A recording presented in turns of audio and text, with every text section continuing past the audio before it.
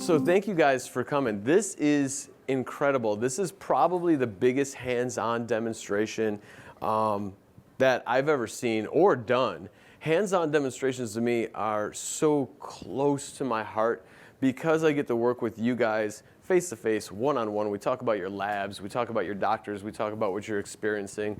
And it's really normally a very intimate setting. And that's what I love about it so much. When I actually seen the setup and the format for how we're going to do this today, I almost had a heart attack.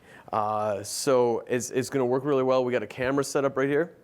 I'm going to go through a whole bunch of slides and kind of show you first what we're going to talk about and actually do in the hands-on, and then I'm going to roll right into the hands-on.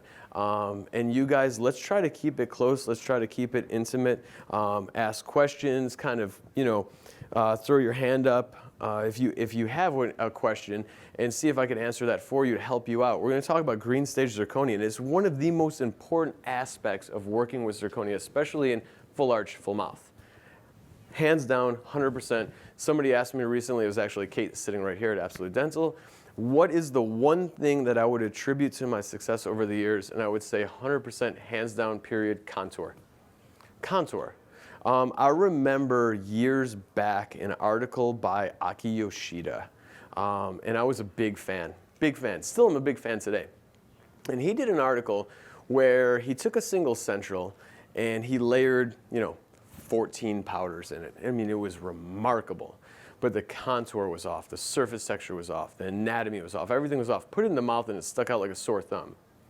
He took that same central and then redid it 3 shades off, but nailed the contour and nailed the surface texture and nailed the anatomy, and it disappeared in the mouth. For all of my years, I'll never forget that. And at that point, because I'm a real true dental geek, just like all you guys, and nerd out over this stuff, I was hooked. I was absolutely obsessed. When we're looking at zirconia, the mills and the design software and the designers will get you 90% there. At that point, it's your job to take it to the next level. This morning when I was with Mio, I was showing a lot of examples of zirconia that had not been green stage finished.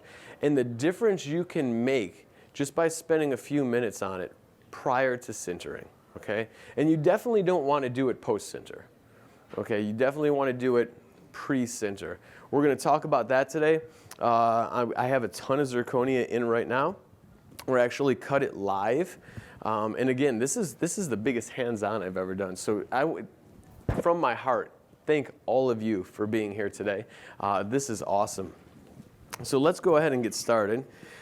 Chicago 2020, that's insane. That's absolutely nuts. And when I think of Chicago, of course, I think of this. Still, after all these years, they have not moved the meeting either during the year or the location to warm it up a little bit, although this week hasn't been necessarily too bad.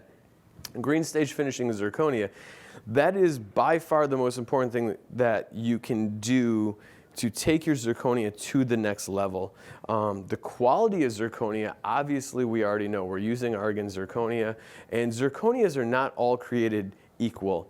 And I'm not just talking about the translucency, I'm not just talking about the strength, I'm talking about the quality of the powders that they use to produce the zirconia. Toso, which Argen still uses, and we all know is still considered the best zirconia that you can make your material out of, isn't always the zirconia that's being used today. So you definitely want to keep an eye on that. So quality of zirconia, we already got that checked because you're all sitting here. And also green stage finishing. This is an example of there's no green stage finishing, but also they try to kick it up a notch by layering it. And I want to tell you guys, and you guys have seen me speak, or you guys that have known me and seen me do this before, I don't do this, and please do not take this the wrong way. I've been incredibly lucky in my career. I've been incredibly blessed in my career. I have a great family that's behind me. And I've got to work with these world-renowned, world-class clinicians. That's why I'm losing a lot of my hair. That's why I have a lot of gray hairs coming in and what's left. But I don't put this up there to poke at the technician that made it. I just want to educate you guys. It's easier for technicians in the way we learn to see what not to do and then to see what to do to register in our minds. That's how we learn. I heard it once best described that technicians are creatives, right? And our mind works that way. So I put these images up not because I'm saying, look at how this looks and look at how much better mine is.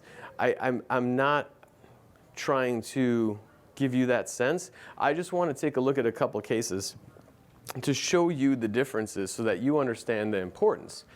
This case right here, interestingly enough, once you post it on the internet, it's there for life, so just keep that in mind.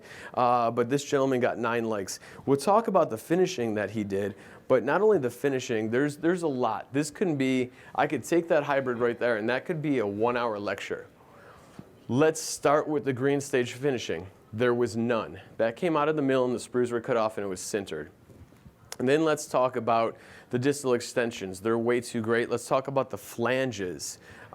There's no way the patient can clean that. And those are the kind of things that we're going to avoid.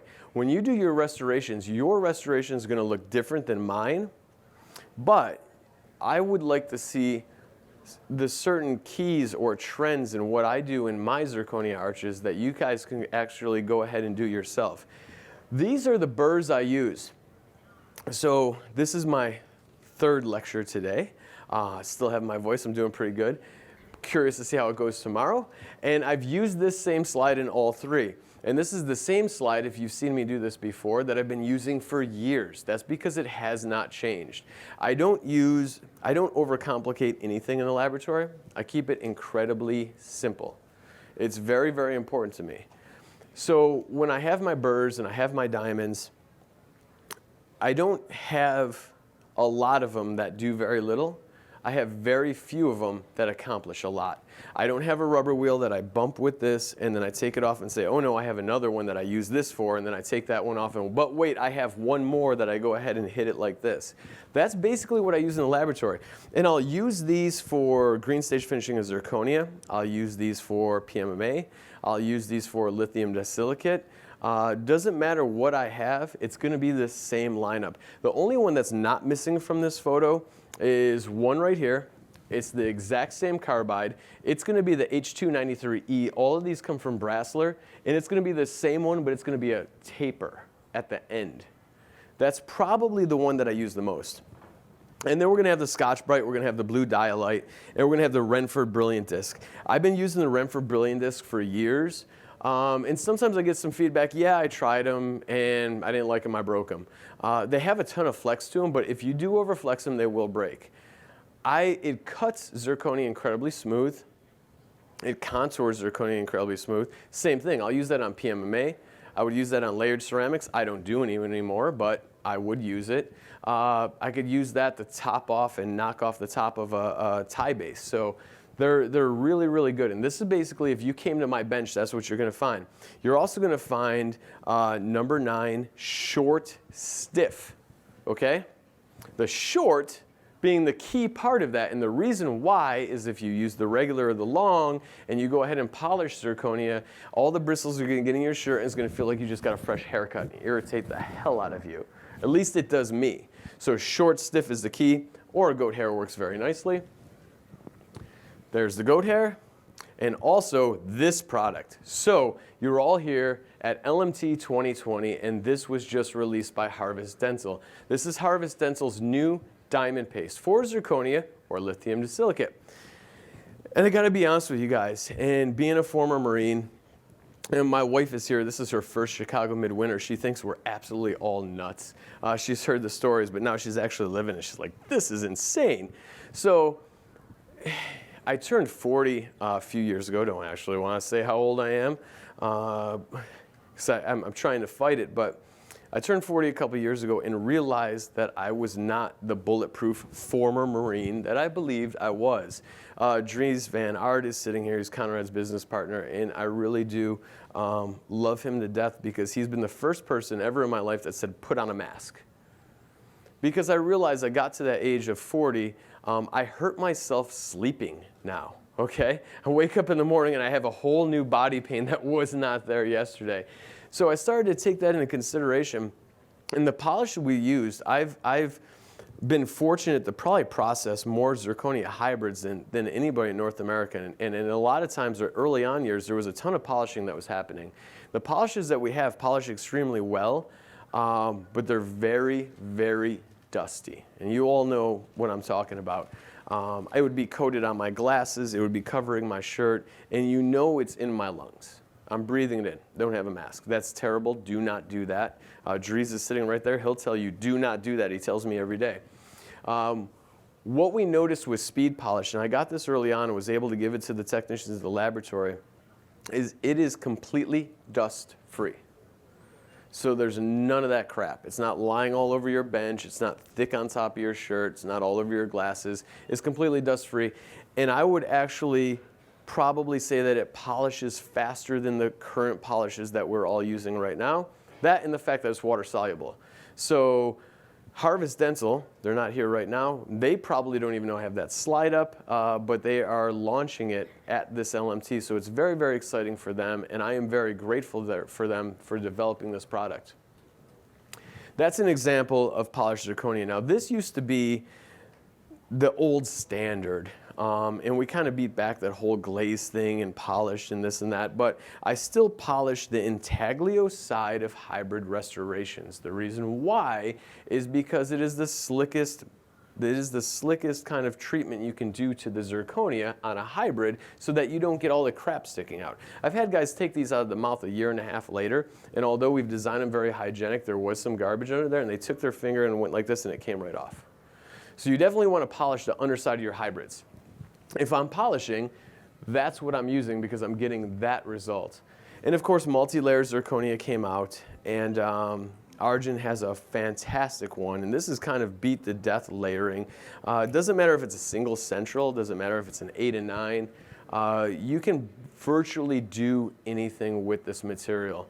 It's absolutely fantastic. It's very shade correct. They got all the shades, and they did a wonderful job developing it. And I've been a big fan of multi-layer zirconia. But I have 2 zirconias I use in the lab. I'm going to use the multi-layer zirconia. This is a perfect example, single central. For years, I used to do this. If a manufacturer came out with a product and they said, don't use it in the anterior, what was the first thing I did? I used it in the anterior, and then I showed it to them and said, look what I did with the product that you said not to put in the anterior. This is the same example, but this is recommended for anterior use, single units, and you can see this is done with Dr. Chris Barwich at the University of Iowa, and that is a number 8. And you can't really beat that. That's not layered. That's monolithic, multi-layered zirconia. It's not layered in the traditional sense. IDS CAD, I bring this up. This was a big part of my ACP lecture, educating the prosthodontists from that side down, because I was talking with Dr. Ludlow, and he's an incredible clinical researcher. I mean, probably the best in the world right now. And we were both early adopters and pioneers in zirconia. And we said zirconia at that time had lots of bad properties and a couple of good ones. One of the good ones was it masked out anything nasty behind it, okay? We never thought we would see the day where we can look back and say, zirconia is too translucent.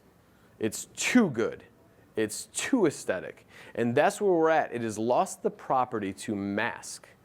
IDS CAD, which is a very strange company, has White Plus, and a lot of you are probably using it or maybe just hearing about it. It's an exceptional product, and the first time I heard about it, I got to give him credit because one time he told me I didn't and he got really mad. But the first time I heard about it was my younger brother is a technician, and he says, the greatest thing ever, I'm opaquing zirconia. And my response was, that's the stupidest thing I've ever heard of in my life, because the last thing we want to do is opaque zirconia. That being said, we use it every single day in the laboratory today, because it's going to block out our custom abutments, it's going to block out our dark stumps using the Argen STML, okay, because it is as aesthetic and translucent as Emax now. And it's going to look like that. And so when you see it, and you want to you definitely want to let your clinicians know if you're about to use it, you can notice in this image that we did not lose any of the aesthetics of the zirconia. It did not opacify the zirconia itself. It did opacify the inside. You can see how bright it is. It looks like thick whiteout. It doesn't change the fit or anything like that, but it is ugly as hell. And a good friend of mine, again, prosthodontist, is the only kind of friends that I have, and he called me up, and he was like a Navy sailor in a bar. He just flipped out. It is not safe for lecture for me to even repeat everything he was calling me. And he said, "What the hell is wrong with your QC?" I said, "I've got my crowns, and they got all this white shit in them." I said, "Remember, we talked about that, and I put that in there, and this is why." And then he said, "Oh, okay." A couple days later, he sent me a text. He said, "Case was beautiful." So you definitely want to let them know. He said, because he said, "I tried grinding it out, I tried steaming it out, I tried scrubbing it out, and it would not come out." And it won't. But that's what we're using now, because the zirconia has become so aesthetic. It has lost the ability to mask custom abutments, dark stumps. Here's the case with Dr. Ludlow again. This was an Azento case. So basically a whole surgical kit with custom abutments in a box. And he went ahead and delivered this. That is Argen ST Multilayer. It's out there in the hall. That is basically stained glaze. To the left is his Provisionals, which he did an exceptional job on.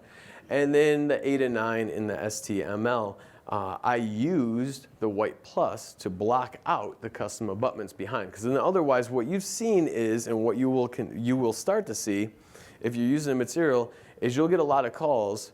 It was great until I cemented it, and then it went gray. Because it will gray out just like that.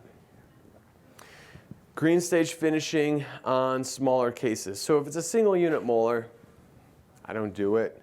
We're a kind of a boutique lab. Yes, sir? Sorry, I keep you back for a second. Would you go and use the white piece, the white liquid inside, would you go shade darker with your multi-layer, or you still go dead on? I still go dead onto the shade. And also, actually, a good point, I have a laser pointer in my bag. I'm going to break it out. If you look at that, that molar, it's very important. I stay a millimeter away from the margins. And the reason why is you will start to brighten up right at the margin area. So I stay a millimeter away from the margin. You don't need it down there. You might think you do, but you definitely don't. You see how far away I am from the margin? And you can see how much it's absorbed into the material. But if you take it down to the margin, you are not going to be able to get that to cover up. Okay? You can try staining it till you're blue in the face, and it is going to be this ugly white line. Let me tell you something. Be incredibly careful with this material, because it is unforgiving. And you won't know till after you sinter it if you've screwed it up. So green stage finishing, if I have a single unit molar, we, everybody's got to do production. Nobody likes to call it that no matter what, but that's what we got to do to eat. And so if I have a single unit molar, I'm not so necessarily concerned about it. 2 centrals, aesthetic zones, 7 through 10, 6 through 11, anterior bridges. I'm green stage finishing, okay? I'm going to go ahead and put it in now so I don't have to do it later. And that's kind of what this is. Kind of very simple, nothing fancy. Full arch zirconia, on the other hand, is a whole nother ball game. Argen HT Plus. This is obviously the zirconia that I use and I've been using for quite some time. Obviously 4Y, obviously 1250 MPa. And we're able to get aesthetics like this. So again, back to using quality zirconia, following green stage finishing. This is Dr. Sherry Ginsberg, UIC graduate prosthodontics. And I don't think it really, we're continuing to push the envelope, but that's a fantastic result. And that's a monolithic result with monolithic occlusion and no layering.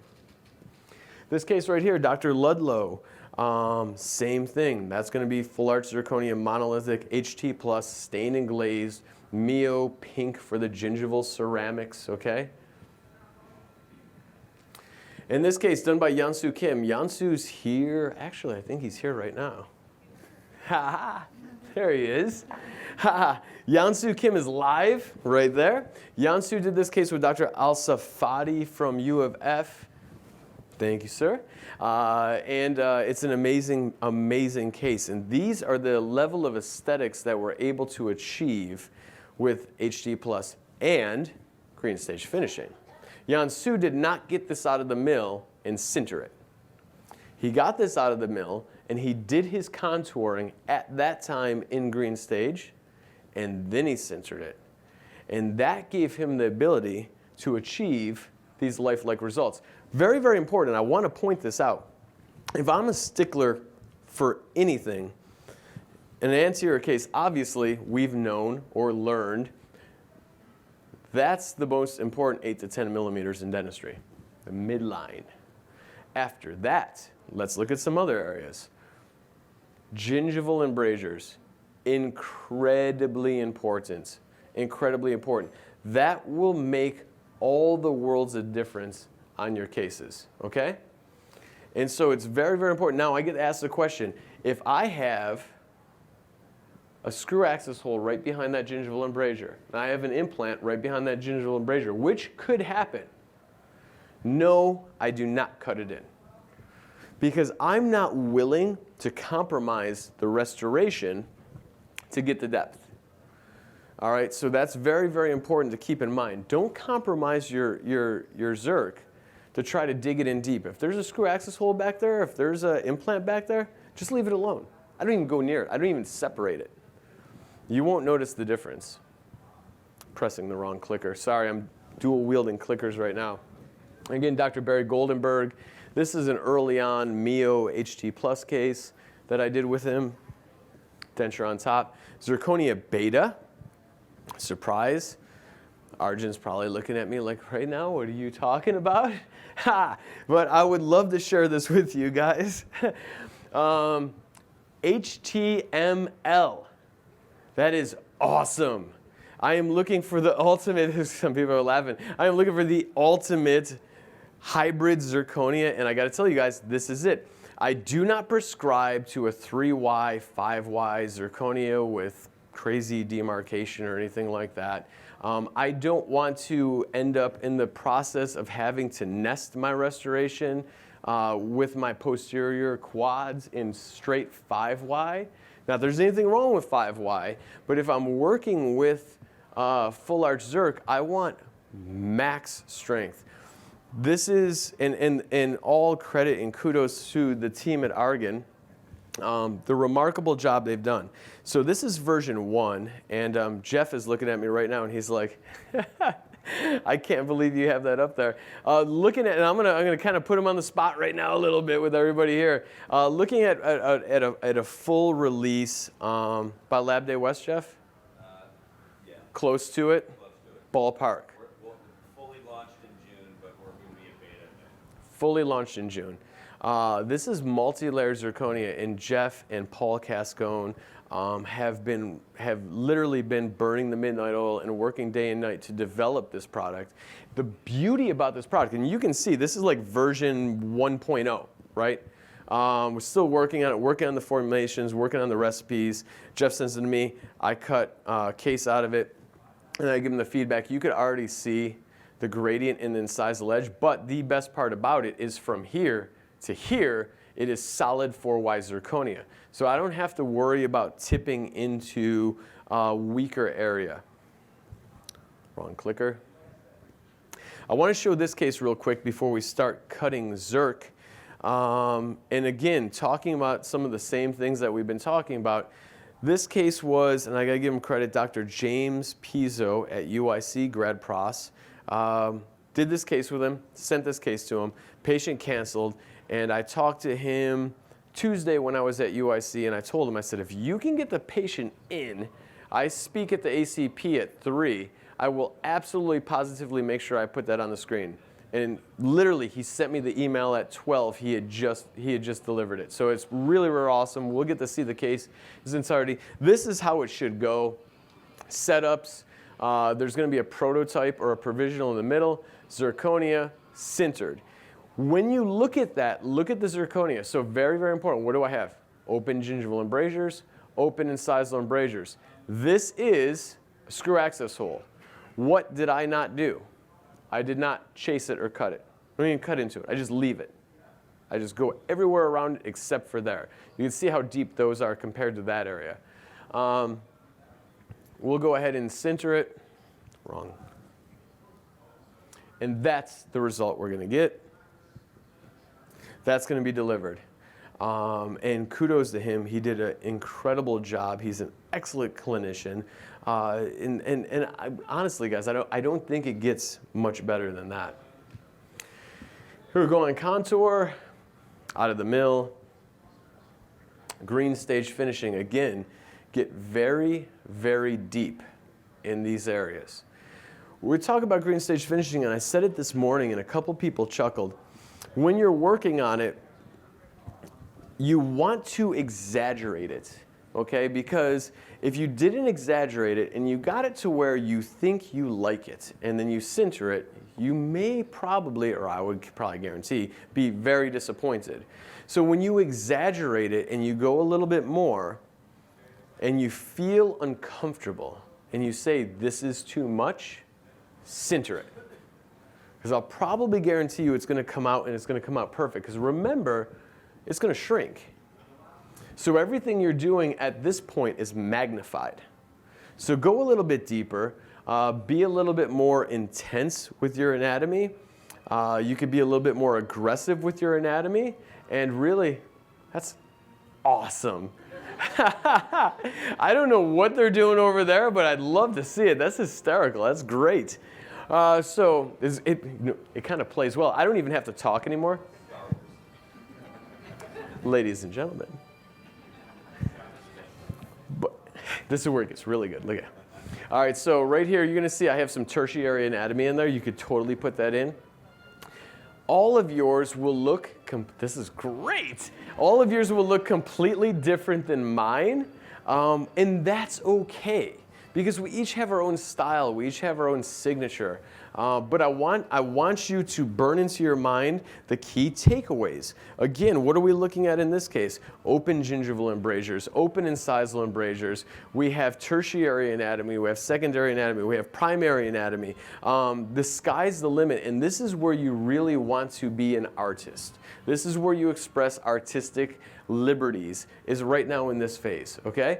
And that's where, if you follow these rules, so here, gingival embrasure, incisal embrasure, most important, 8 to 10 millimeters in dentistry. If you do that, I can promise you, you're gonna step up your game. And then here we go. We're gonna walk through this one. Same thing, green stage finishing. I got some tooth dimples on here, right here. It was funny, we photographed one case in Conrad's like, I don't know, I'd probably take that out or something. It was spot fixed. I'm like, no, I put that in there. It's a tooth dimple. Supposed to be there. Here's what it looks like sintered. Again, another example of early beta HTML. You can see the gradient in the incisal. And we'll go ahead and apply some Mio. So what we're going to do, and this is how you can get a hold of us social media wise, kind of watch where we're always at and what we're doing. I'm going to step down over here, and I'm going to back this up a little bit, and we are going to, they turned my clicker off. Let's go that one. So I'm going to bounce between the camera and this image, so that we can kind of correlate what I'm doing here with what's up on the screen. And I'm going to go ahead and kind of cue the guys in the back in AV to let them see that. All right, so let me get started. All right, first of all, because I'm old, let me strap these on. Now we're ready for action. I'll kind of show you what we got. So in the box is going to be some of the tools that we've already been talking about. We're going to have the Scotch-Brite. We're going to have the Dialite, or the Renford Brilliant Disc. Here's the Dialite right here. We're going to have our brushes. So our short, stiff, and our goat hair. And here's the taper that I was telling you guys about. Actually, I got 3 of them because I never want to be unprepared. but you can kind of see the difference. So here's the round right here. Let me see. Here's the round right here, and then here's the tapers. All right? And we're going to have the 842R. And there's going to be a flame and just a smaller taper.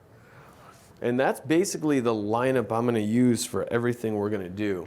We're going to have, I do these, Jeff actually asked about them.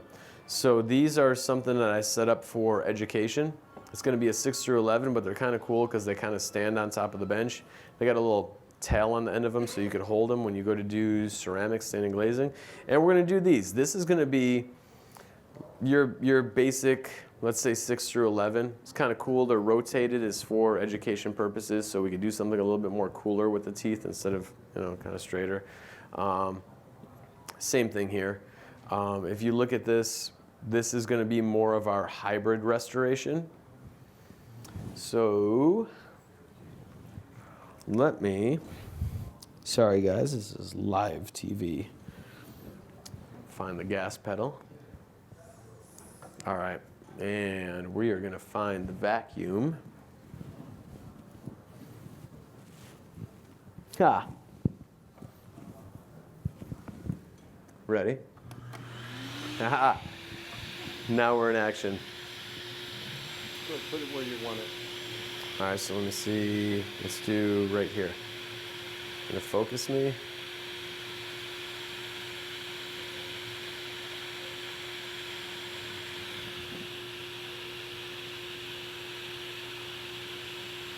It's pretty good, huh? Look good? Is that focus?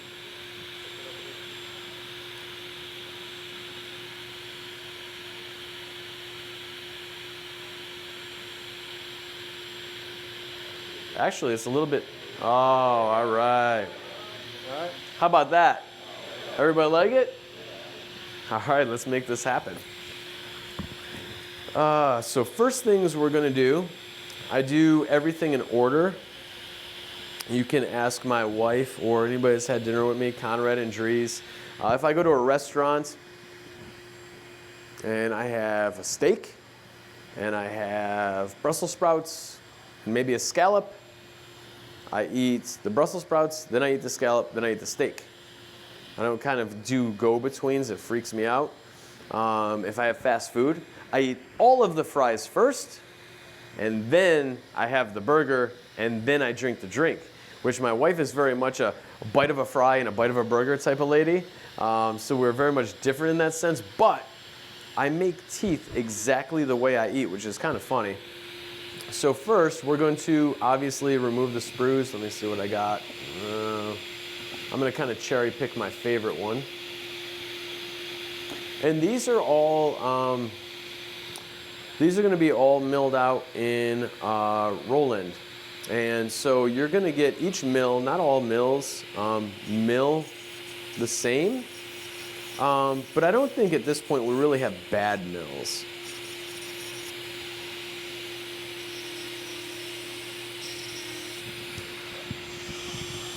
So, I just cranked up the RPMs as high as they will go. The faster that you cut zirconia, the smoother and less chippy it'll cut.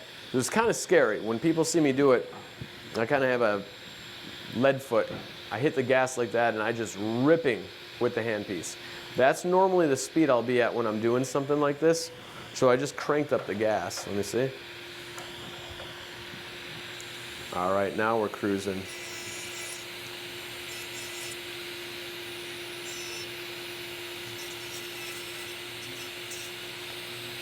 Yeah, we'll go ahead and cut this off here.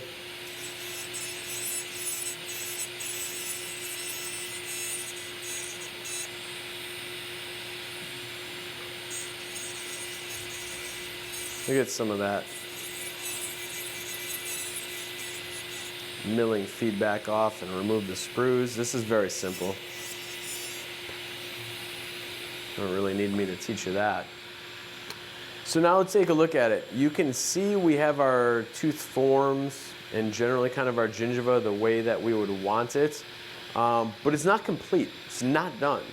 This is not where we want to go ahead and sinter at this point. Now we want to go ahead and accentuate everything and bring out the design that we know we had prior to it going to the mill.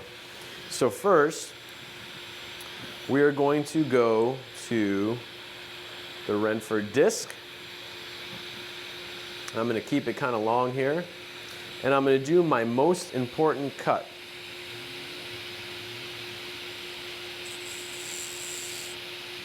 Right there. Then I go there. Then I go there. That's my incisal embrasure cut, okay? Now I'm going to go ahead and bring it down.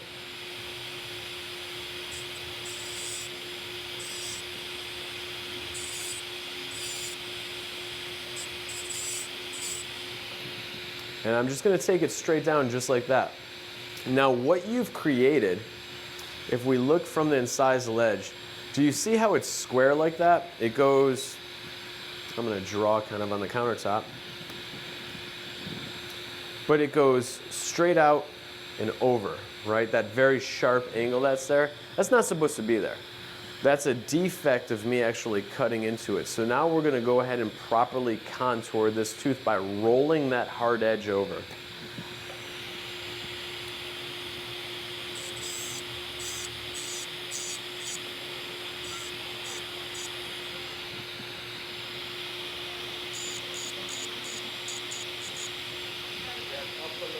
There you go. Can you see it? Sorry, I was trying to see it in there myself. See the material on number 8 still attached and the material on number 9 removed. That's basically what I'm looking for. I'm not looking at the teeth. I'm not looking at 6 through 11. I'm just concentrating on that right now.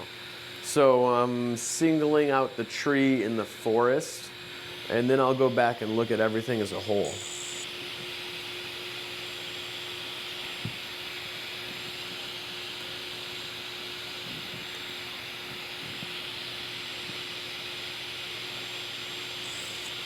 So if I go off camera, you guys make sure you yell at me.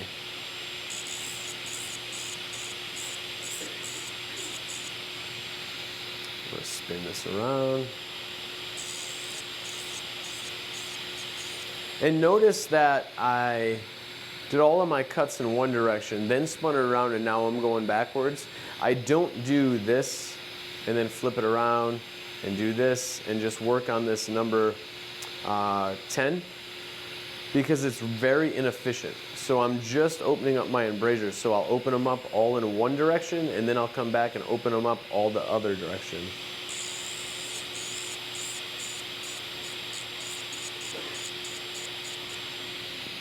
Kind of like that. Now I'm going to leave this other side so you can see the difference between what we do over here and what we do over there. If you want to dust it off, I get these cheap brushes from the craft store. They're basically like a stippling brush, and they will not damage your zirconia or your margins, and you can kind of just take it, brush it off like this. So let's take a look at where we're at.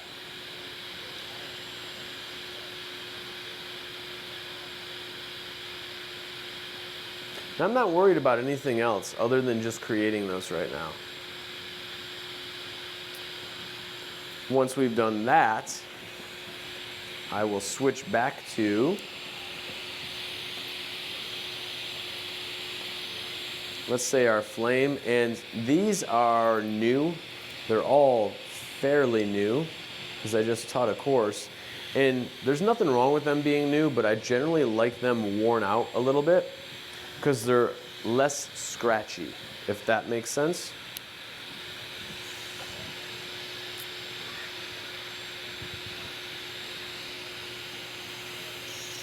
So we're just going to go over them, clean them up a bit.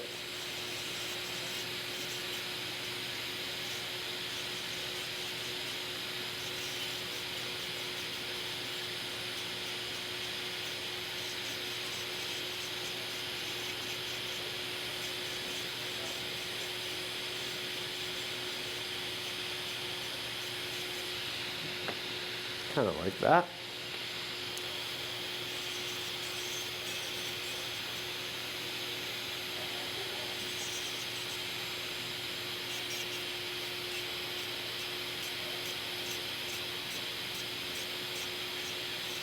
And it really doesn't take that much. I definitely do not like that.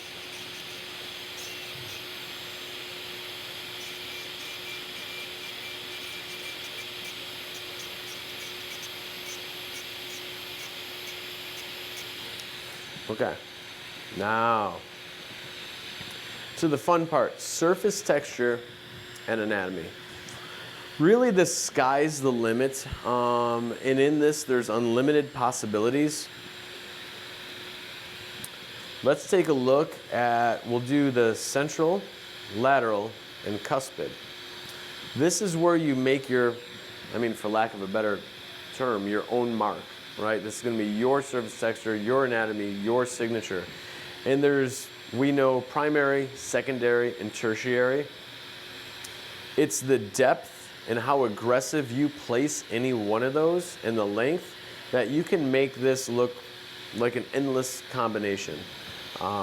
So if we look right here on the central, we are going to do a narrow one and then wide one, okay? On the lateral, laterals only have one. It's going to start wide at the top and then narrow down. Right there on the cuspid, and on the distal, it's going to be wider. Now the interesting part about this is you can make this deeper or not, and you can keep this length here, or you could take it all the way to the length of the tooth, or you could take it halfway, or anywhere in between. Choice is completely up to you at that point. Here's the lateral. Laterals only have one. Keep that in mind, because a lot of times I'll see laterals with two. It only has one. This is your primary anatomy, your primary depressions. I don't often put secondary. A lot of times I'll go ahead and completely skip it. And that's because when you get the secondary, you're really starting to hollow out right in here, and then right in here, and on a cuspid, secondary will come up like this, and it'll come down like that. So usually I'll put primary, and then I'll add tertiary. In tertiary, there's several different examples. You can do vertical, you can do a horizontal broad, horizontal fine, stippling, tooth dimples, my favorite. So I'm going to take this is the flame, and I'm going to push it. I'm using the fat part, and I'm going to drive it down. That's the movement that I'm going to make. And I'm going to do it here, and then drive it down. It's very, very quick, so I'm going to try to slow it down. You don't want it to be too mechanical. You want it more organic. You don't want it to look deliberate.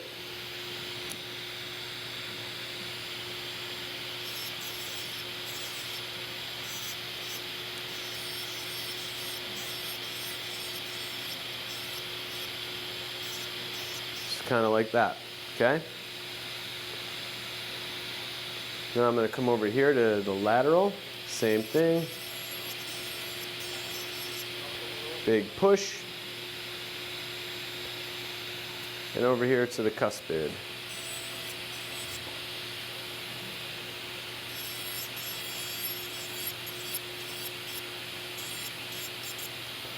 All right, now, let's see where we're at.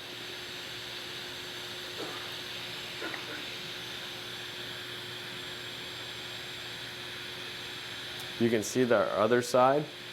And you can make this as smooth as you want, as aggressive as you want. It's your restoration. You know your doctor, you know your patient. And this is just what's possible. And kind of the order that I go in to do it. When I'm going to here,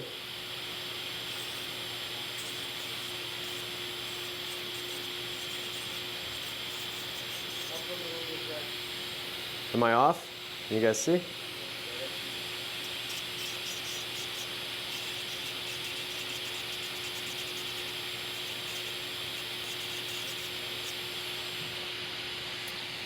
We'll go ahead and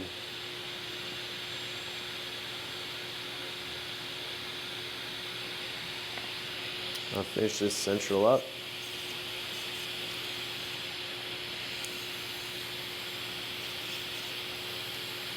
I'll come over to lateral. Same thing, I'll do a little vertical. There we go. Do a little vertical kind of developmental groove. Laterals are my favorite tooth in the mouth. They're kind of the sexy tooth.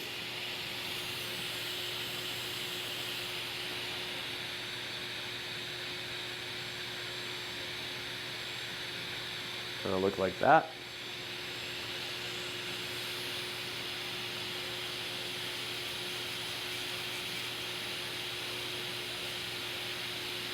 Now let's do our cuspid.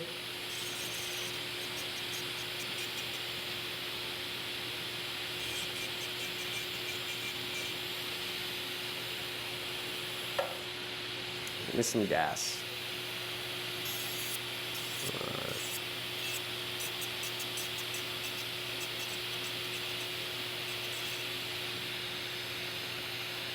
You can see here kind of our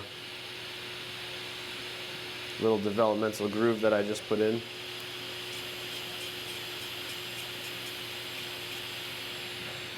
Like that. Now we'll get to, and you know, you can add, let's see here. If you want to add kind of a cool crack line.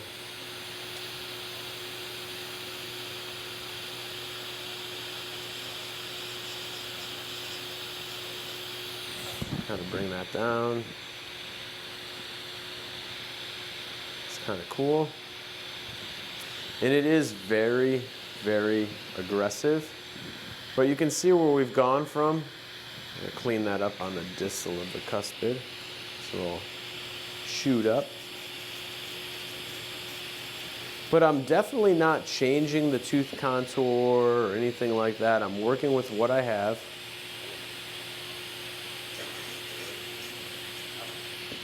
Got it? And we'll put some tertiary in there right now. But you can see where we're at now and where we were. Can you see it? All right, let's put in some tertiary, and then we'll get down to the gingiva, and then we're going to do something really cool. So you want to see this. So a couple different tertiaries. You can do stippling. You can do kind of large horizontals. So let's do this. Tooth dimple, super cool. Put it in like that. Pull it out. Tooth dimple. A lot of times you'll see I'm just tapping it across like that. Let me brush it off so you can see it. And then I'm going to kind of go back and forth. That's going to give you your little crosshatch pattern. And then there's going to be, you know, kind of fine horizontal striations. There's going to be broad horizontal striations. Let me change this out. I might put the 842R on for this.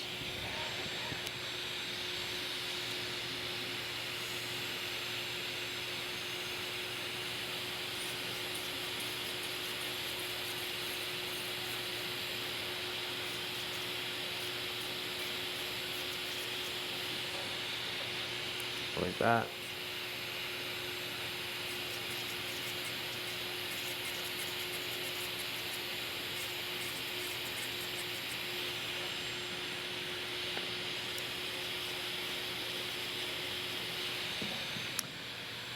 How are we looking on time? We're good?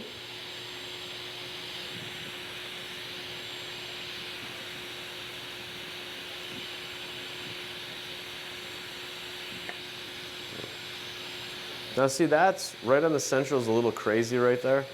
I'm just going to pull that right back out.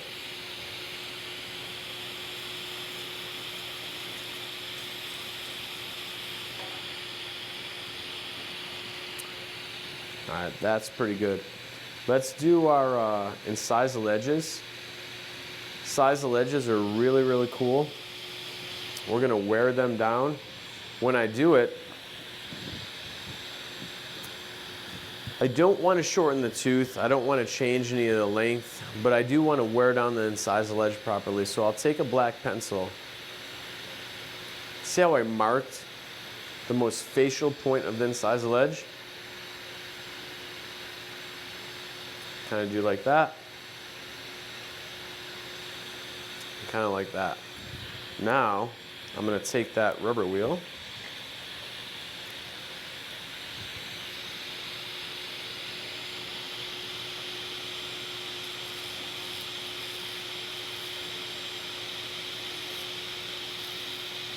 It's really important when you work on contour that you'll figure out that what you do on the lingual absolutely 100% affects what you have on the facial.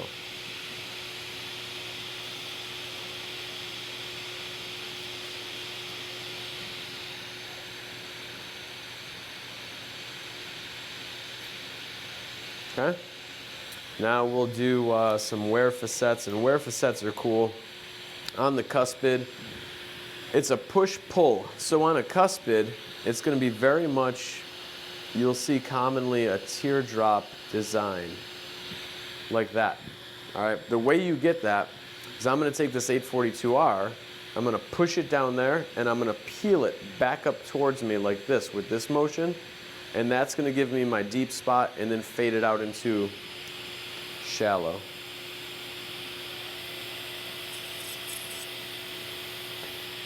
See if I got it. You can kind of see the teardrop shape in there now. And for the other ones, we'll use just the round taper. We'll dig it in here deep.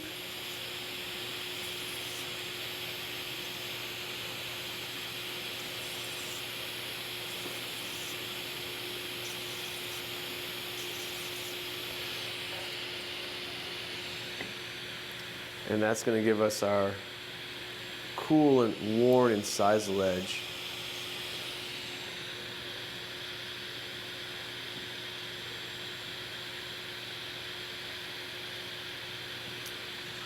Now we'll go ahead and do the gingiva. And the gingiva, I just rough contour.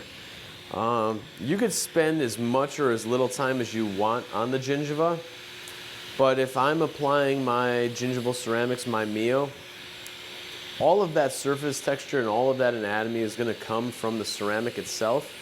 So I'm just going to give myself a nice base to apply it to. Just take off some of the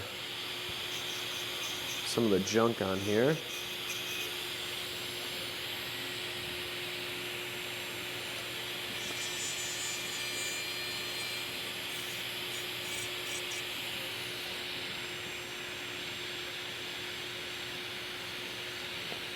All right.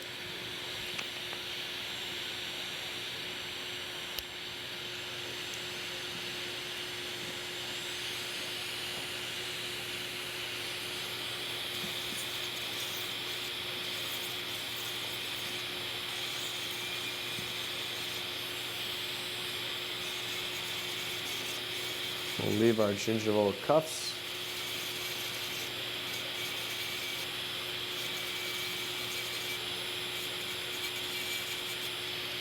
Kind of like that.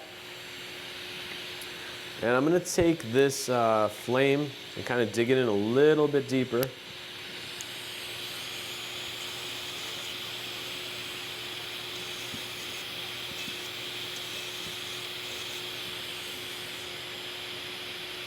And now we'll kind of finish it off. And I'll show you how we'll clean it up at the end. Because we have new diamonds, they're very scratchy, more scratchy than I would like.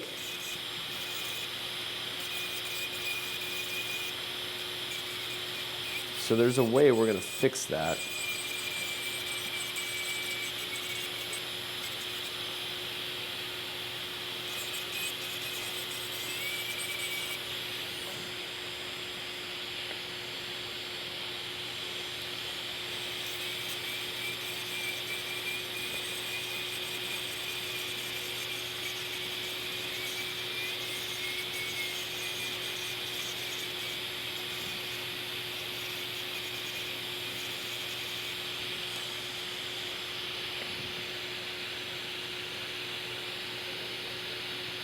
ahead and clean that up.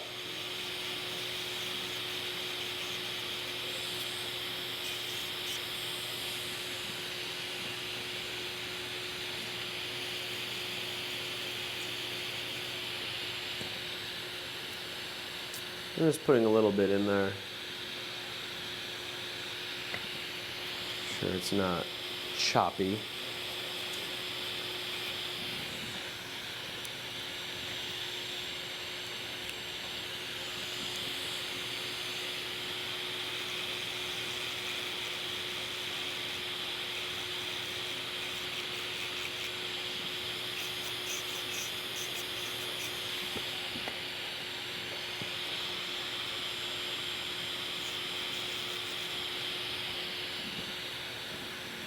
All right.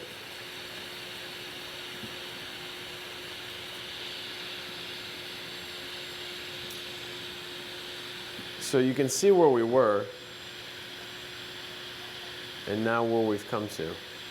Just not even a lot added. You can go ahead and you can get a little bit more separation between your zirconia gingiva and your tooth right in here.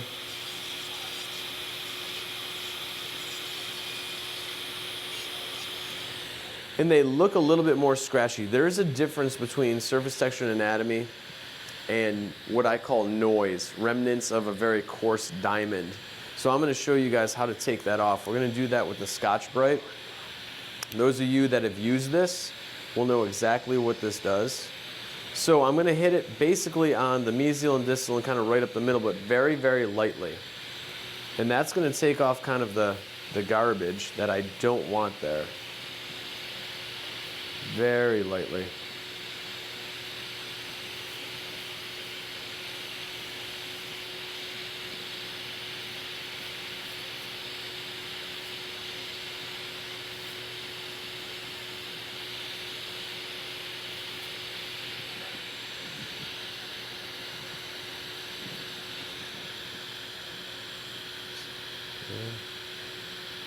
All right.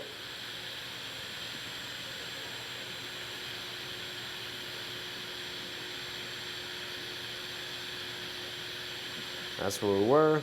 That's where we went to. See my gingival embrasures.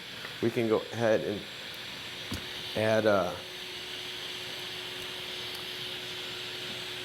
papillas are interesting. Really, they're not innies, they're outies. But I will, or they're innies, they're not outies, but I will make them an outie. So sometimes I will do something that is not true to nature, but it makes it look good. That's kind of what happens here, okay?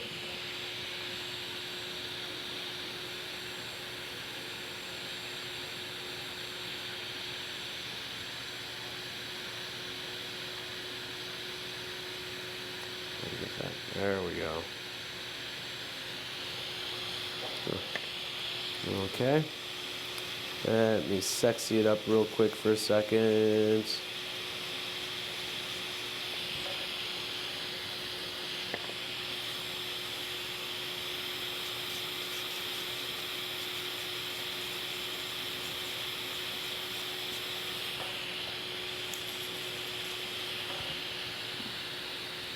Okay. All right, that will work. Sorry, Dries, I did not have a mask. But I blew out the whole entire time, I swear. All right, who's got a sintering furnace? Yansu, you don't count? All right. Take that home and match my side, okay? And I don't know what that is, but I'm going to come up here. How are we looking for time, Jeff? What time are we done? 3? Yeah, 3? All right. So we're running short on time. I'm going to rip through some normal teeth, like a 6 through 11 case, so you guys could see me do that. But what I want you guys to do is go home. You can go a little over the, yeah, I don't start till 3:30. You don't start till 3:30? I don't start till 3:30. Okay. Well, we'll just take some of Mr. Lothrop's time.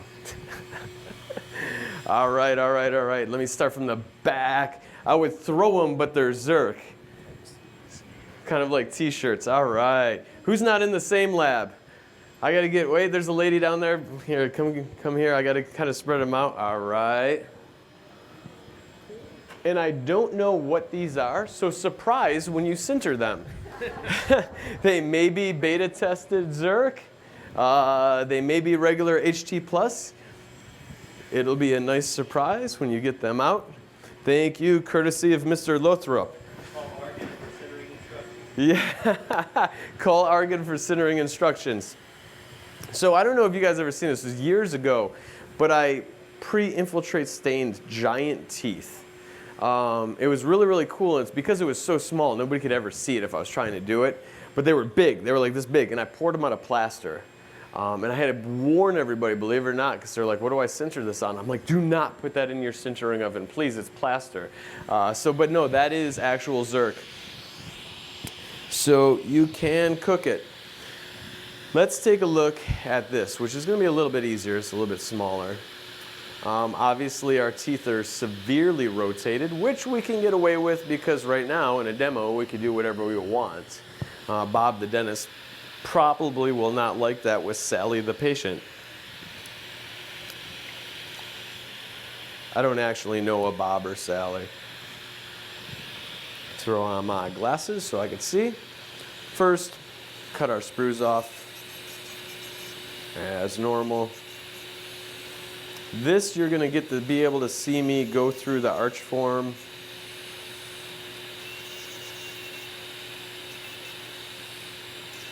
Because we will do all 6 on this.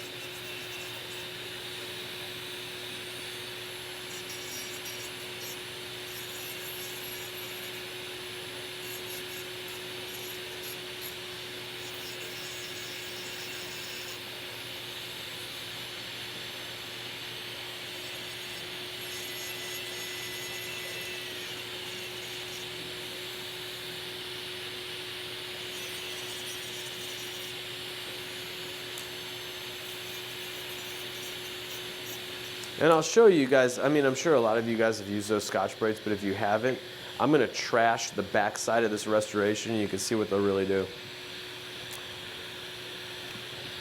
So here we go. Let's kind of go real time on this one.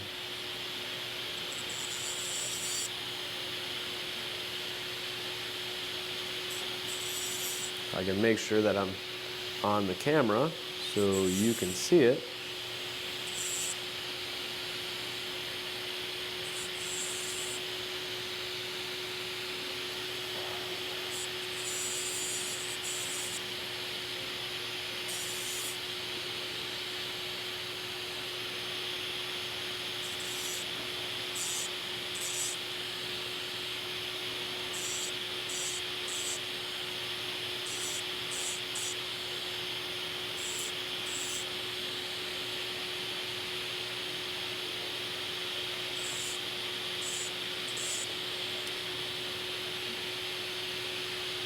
Years ago I was doing this, and the laboratory I was consulting at had an espresso machine in the lab. Ooh, nice, right? That's what I said. So we were in no rush to get started, and I love espresso. So we were a couple of cups in before we finally got to the part where we were actually going to start making teeth.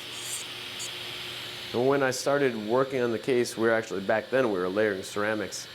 I was like this. I looked like a recovering addict. It was terrible.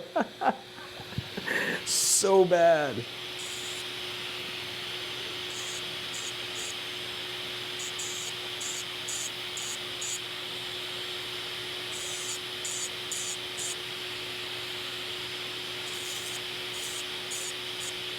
And it's funny. Every once in a while, you'll see it skip, like it has right here.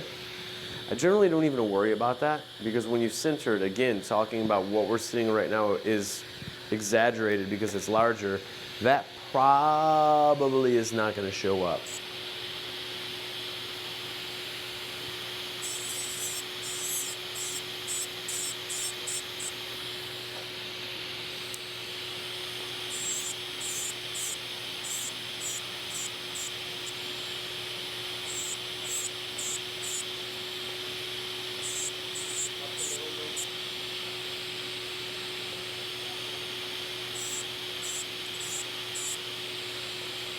And I'm just pulling off that sharp edge.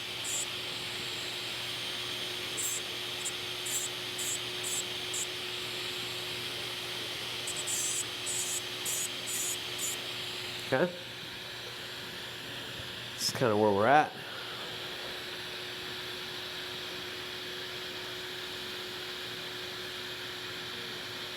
See, there's a little remnant right there. We'll go ahead and take that off. A little bit more over here. All right, so let's clean up the teeth.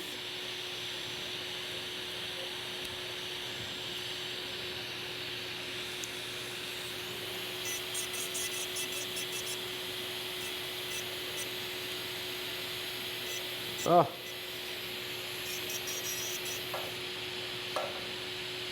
Give me gas.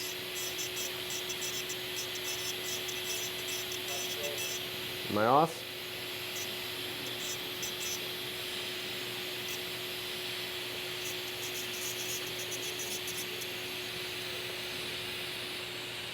I see.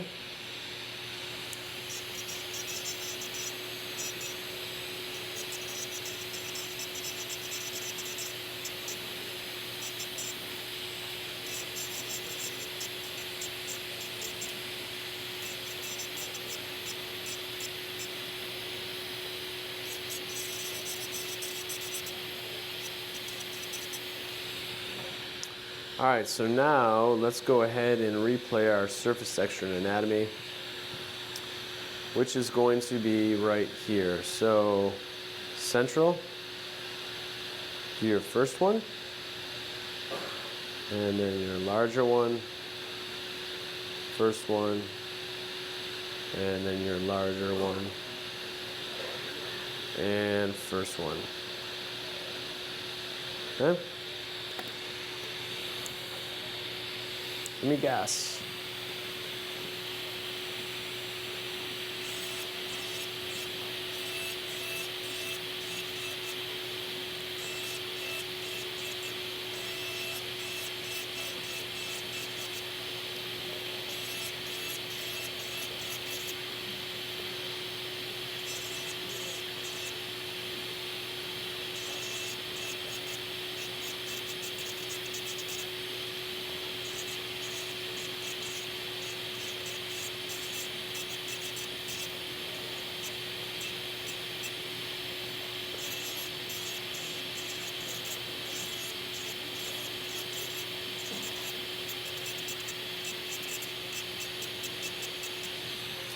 Now, those of you that have a very keen eye will have noticed that we have lost some of our restoration.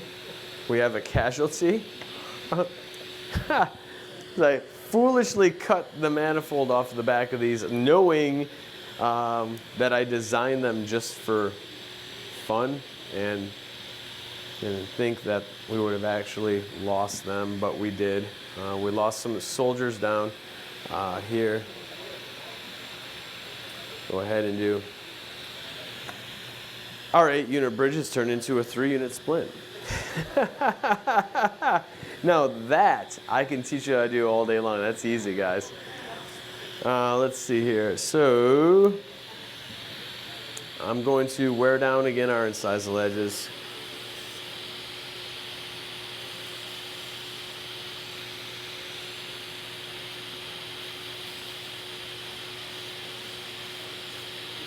Like that. And we'll go ahead and again kind of go in the corners. We're going to go deep and pull it.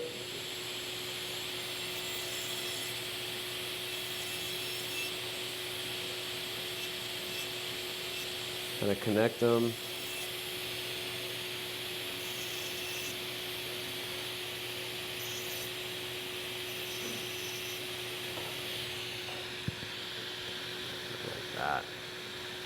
And let's hit them with the Scotch-Brite because they're kind of chewed up looking. And we'll smooth them out.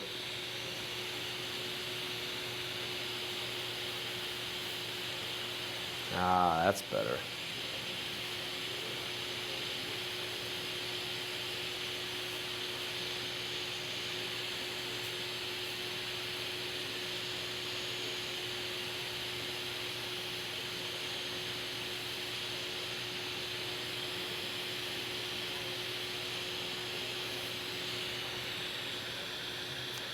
And we'll get something like that. Okay, incisal embrasures, gingival embrasures, surface texture anatomy, incisal edges. Very, very important.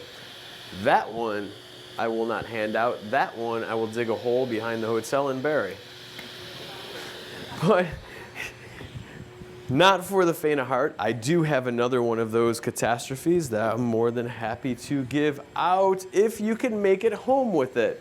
All right, if you do and it's in one piece, let me know. Thank you. You're welcome. All right. So that being said, if we can go put up the green stage, put up the slides again. We'll bounce around here a little bit quickly. Now, obviously that wasn't as sexy as that is.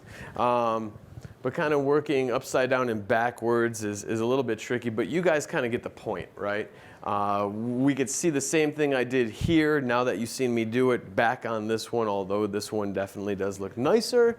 That's kind of what we're looking to achieve. And nothing I did, and I tell everybody this, nothing I did or ever do is something that you're not capable of doing. That's really important. I don't believe that I do anything special, nor do I believe that I'm special at all when we talk about this stuff. But I really believe you guys can do this. So we're ending a little bit early, which is not so bad, but I am out of gas. I would like to thank you all from the bottom of my heart for being here for pretty much the largest hands-on demo anybody's ever seen in their life, right? This was awesome. Thank you guys so much. And I've always wanted to say this, like us on Facebook. There's our social media. Thank you so much, everyone.